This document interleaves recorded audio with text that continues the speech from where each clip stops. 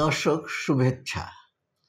মানসিক রোগ বিশেষজ্ঞ হিসেবে আমাদেরকে প্রায়ই একটা কথা প্রেসক্রিপশনে লিখতে হয়, এতদিন পর দেখা করবেন। সাধারণত দেখা যায় অন্য যেই মেডিসিনের ব্রাঞ্চ আছে সেগুলোতে ডাক্তার সাহেবদেরকে এই কথাটা তেমন লিখতে হয় না। জ্বর, জারি, ইনফেকশন এসব নিয়ে যারা ডাক্তারদের কাছে যান, ডাক্তার সাহেবরা তাদেরকে ওষুধ লিখে দেন এবং বলে দেন আর আসতে হবে না। কিন্তু মানসিক রোগ বিশেষজ্ঞদের সাধারণত এই ক্ষেত্রে রেহাই পাওয়ার তেমন কোনো উপায় থাকে না।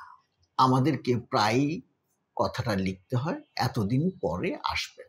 রোগীরা আসে কিংবা আসে না, একবার দুবার আসার পরই রোগীরা প্রশ্ন করে কতদিন ওষুধ খেতে হবে।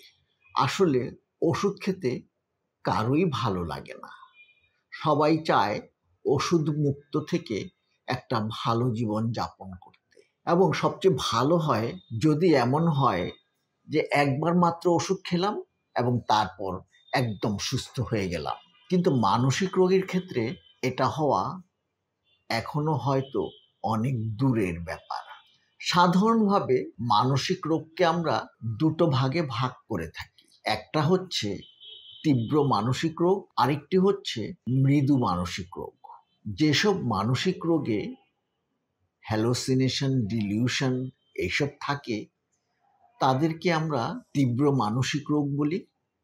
এই ধরনের মানসিক রোগে রোগীর আচরণ, কথাবার্তা পরিবর্তন হয়ে যায়। আর মৃদু ধরনের মানসিক রোগে রোগীর আচরণ তেমন পরিবর্তন হয় না, কিন্তু রোগীর যেই স্বাভাবিক অনুভূতি সেগুলো অনেক বেশি পরিবর্তন হয়ে যায়।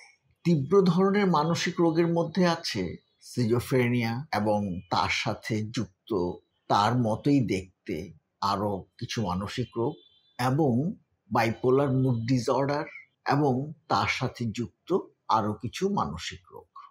আর মৃদু ধরনের মানসিক রোগের মধ্যে আছে অ্যাংজাইটি, ডিপ্রেশন, এই জাতীয় মানসিক রোগগুলো। সাধারণত দেখা যায় তীব্র ধরনের মানসিক রোগে রোগীকে সারা জীবন ওষুধ খেতে হয়। অনেক তীব্র মানসিক রোগে আক্রান্ত ব্যক্তি এবং তার আত্মীয় স্বজনরা আমাদেরকে বলেন যে, ডাক্তার সাহেব, আমি কি কাউন্সিলিংয়ের মাধ্যমে তার চিকিৎসা করতে পারি?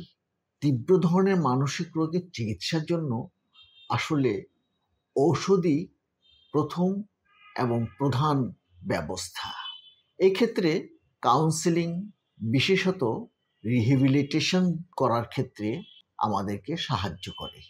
রোগীকে তার দৈনন্দিন কাজকর্ম করতে উৎসাহিত করে, তাকে নিয়মিত ওষুধ গ্রহণ করতে উৎসাহিত করে। কিন্তু রোগের উপসর্গগুলো দূর করার জন্য রোগীকে অবশ্যই ওষুধ খেতে হবে।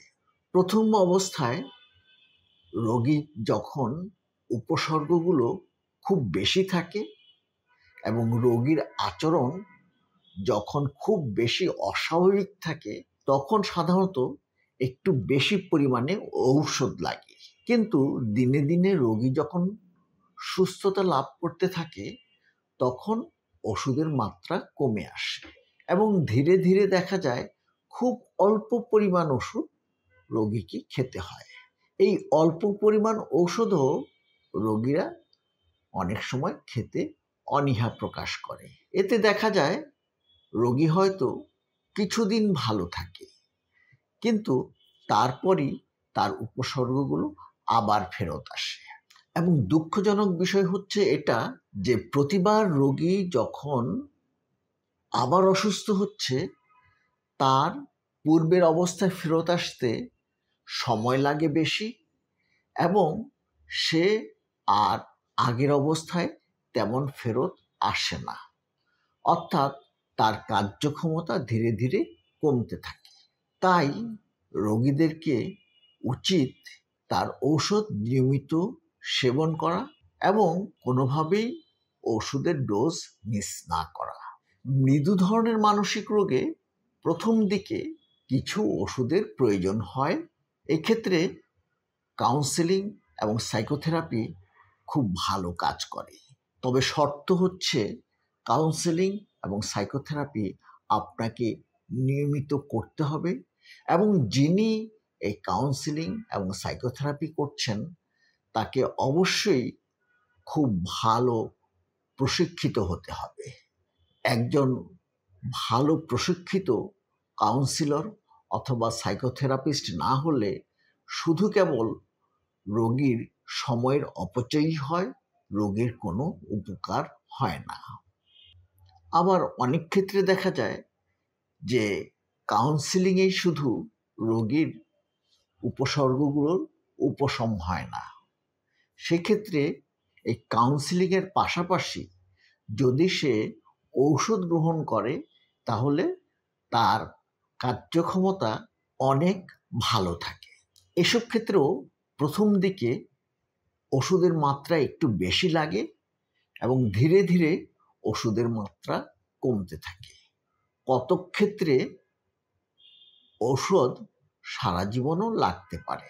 বিষণ্ণতার ক্ষেত্রে দেখা যায় 50 বছর বয়সের বেশি যাদের হয়ে গেছে তাদের বিষণ্ণতা থাকলে বাকি জীবনটা ওষুধ খেতে হয় এবং যারা বারবার বিষণ্ণতায় আক্রান্ত হন তাদেরকেও ওষুধ চালিয়ে যেতে হয়। ওষুধ চালানোর একটা সুবিধা হচ্ছে যে আপনি দিনে 1টা বা 2টো বড়ি খেয়ে ভালো থাকতে পারেন, আর অসুবিধা হচ্ছে আপনাকে ওষুধটা খেতে হচ্ছে এবং ওষুধ আপনি খেলে পর আপনার বারবারই মনে হবে যে আপনি অসুস্থ। এক্ষেত্রে আপনি দীর্ঘদিন সাইকোথেরাপি চালাবেন না ওষুধ খাবেন, এই সিদ্ধান্ত আপনার। দর্শক, সংক্ষেপে মানসিক রোগের ঔষধ কতদিন খাবেন বিষয়টি বলার চেষ্টা করলাম। এ বিষয়ে আপনার কোনো প্রশ্ন থাকলে কমেন্ট বক্সে জানাবেন। ভিডিওটি ভালো লাগলে লাইক, শেয়ার, কমেন্ট করবেন। আমাদের চ্যানেলে নতুন হলে চ্যানেলটি সাবস্ক্রাইব করতে অনুরোধ করব। আপনাদের সহযোগিতা আমাদের উৎসাহিত করবে। দেখা হবে অন্য কোনো দিন অন্য কোনো ভিডিও নিয়ে। ততদিন ভালো থাকবেন। ধন্যবাদ।